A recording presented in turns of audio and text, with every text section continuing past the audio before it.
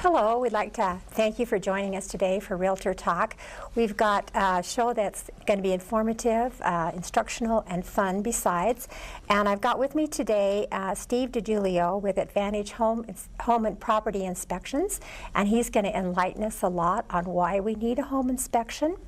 I'm Joyce with RE/MAX Real Estate, and we're going to go ahead and get started with some questions and answers that hopefully will inform you on what's happening with home inspections. Steve, first of all, what is a home inspection? Well, Joyce, a home inspection is a visual, non-invasive observation of a structural or home as it sits or its components the day of the inspection. You know, it shows what's happened, hopefully, in the past a lot of times, and, you know, hopefully we can point out some things if it's there that could go on in the future. No way is it a warranty or a guarantee, and of course we don't have crystal balls, so you know, and things change at times. So, tell us, why do we need one? I guess part of that is what you answered. I know sometimes buyers don't like to pay for them, but I think if we as agents are doing our due diligence and protecting our sellers, buyers, and ourselves, I think that a home inspection is really important. And then two, it's a time for us to find out if there are problems that can be corrected. And so I think that's really important. I know I got in the business 26 years ago and you never heard of a home inspection. So I think this is a wonderful thing that has evolved, and I think more and more every home we sell, we try to do that. Now that's another question. I have buyers asking me, why would I need one on a home that's new construction? Why would you recommend one? Well, you know, the general contractor usually is pretty reputable, and he can't keep track of his subs and all that, and sometimes things get missed, people get in a hurry, you know, somebody's supposed to do one thing and then some gets called to go do something else. So, you know, it's just little things like that. Accidents happen, we're all human beings and we're not perfect. So you know, it's just another set of eyes on something, that just kind of overseeing it and saying, hey, you might want to take a second look at this, and let's get someone in, you know, take care of that.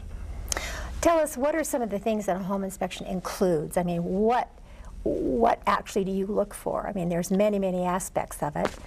Right. You know, myself, I go all the way exterior, from the foundation up, roof, attic, venting, all the components inside. We run everything according to conditions.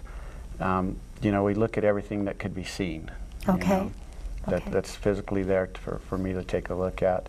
You know, we point out the material defects, and that's the reason to have one, because of course to get you a good peace of mind when you're going into a home, you know, point out material defects of the conditions of the property, and that could also, before you get in there, that, you know, could have a significant adverse impact on the value of the home. Yeah. You know, so, you know, you're going to get in there, and we find stuff all the time that's like, hey, and they always generally, you know, and you hope that it doesn't, but normally you'll get your money back in getting repairs or something taken care of more than what you've paid out in a home inspection. So it's a really good thing. Well, I think too, peace of mind. Right, peace of mind. Plus, in my reports, and I always try to recommend to improve. My reports read a lot of recommend to improve, and that'll keep you out of trouble in the future. You know, I'll say, hey, let's kind of, if you did this, and that, you know, it's going to keep this from going on later, and I'll keep you out of trouble. So it's a good learning experience for the buyer that this is their first home. So many times they say, I don't know the first thing about taking care of a home. I've lived in a rental. So this would be a great thing if they could go through the home inspection while you're doing it with you. Exactly, and I recommend them to be there at least for the last hour of it, so that way I can go through, spend 110% of just everything right on the home, everything I'm looking for, and then go back through and say, this is what we found and all this, and this is what I recommend. You know, it's not about just the bad things of a problem, and maybe not so bad of a property. It's also about, it's an educational process, and it, you know, it will shows the good things too. And I'll say, you know what, this is great that they've done this like this, and you know, this contractor has went above and beyond to make sure that this is going to be right, instead of just, you know, doing shoddy stuff and throwing it in there. So. You know, it's always about good things too. So yeah, not just looking for the bad, but pointing out the good. I think that's excellent. Tell me, what kind of process do you go through to be a home inspector? What qualifies you to do that? Well, I've been in construction, most aspects of construction through my entire life, due to some surgeries and stuff. And I decided I probably in the doctor's like, man, I ought to get into something else myself. And so, you know, I had some friends and some relatives get into some unsavory homes that had some surprises that they weren't ready for. And I thought, you know what, maybe I ought to do this. So, you know, a lot of inspectors just go online and take the tests and stuff. And I went to a 2-week training on residential, commercial, and new construction, where I was in class in the morning and inspecting in the afternoon. And then I went through, and unfortunately in the state of Idaho, we don't have to be licensed right now, and that kind of lets everybody and their dog get out there. But I belong to the International Association of Certified Home Inspectors, and they're strict. You know, you don't just pay your money. You got to test every year. You got to have 24 hours of continuing education. You have to pass with an 80% or above.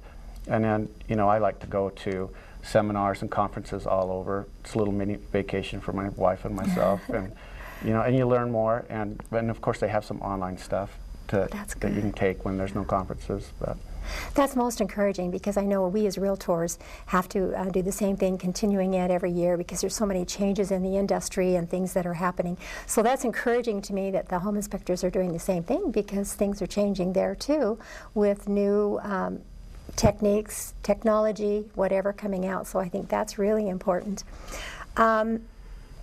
So you're certified and you're licensed, which I think is great. We're not licensed. You're not yet. licensed, not okay. Idaho, not yet.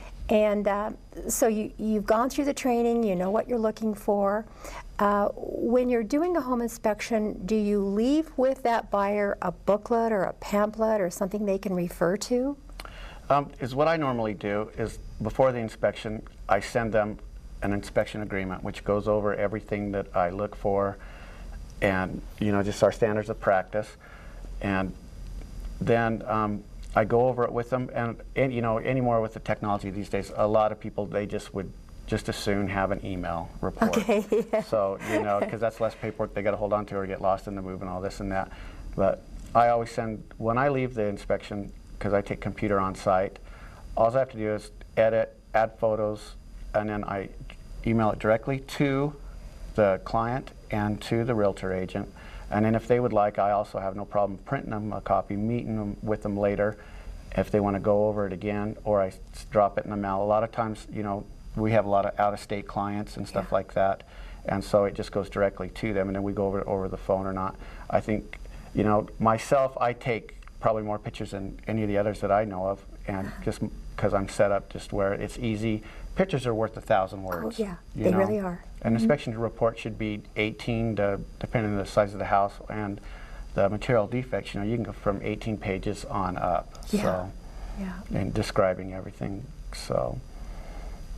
Now, I have a question here too. A lot of times when they've got the booklet and the inspection is done, are you open to that buyer or seller calling you with questions so you can answer some of the things that we're seeing on the report? Oh, of course. You know, and myself, I offer consultation for free, and if they're ever doing anything with their house or anything and they want me to come by and take a look, you know, with so many homes, you're going to have to remind me which house and property it is. But as long as I'm in the area, I'll stop by and take a look at something that's going on or whatever, and I don't charge for that. And I just, you know, come say hi and we take a look at what you have going on. Okay, well, let's take a short break and come back with some more questions and go from there. All righty.